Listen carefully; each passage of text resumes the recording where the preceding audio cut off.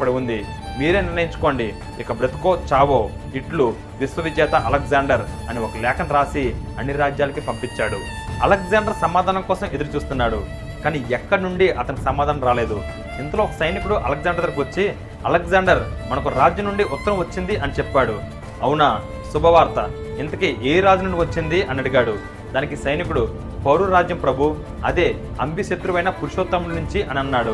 దానికి అలెగ్జాండర్ గట్టిగా నవ్వే, హహా, వీడికా అంబి భయపడింది, అన్ని రాజ్యాల కన్నా ముందు శరణ కోరుతూ ఒక లేఖ రాశాడు, యుద్ధం చేయకుండానే మనకు రాజ్యం ఇవ్వబోతున్నాడు, అనవసరంగా అంబి వీడిని ఏదో గొప్ప వీరుడు అన్నట్టు భయపడ్డాడని నవ్వుకున్నాడు.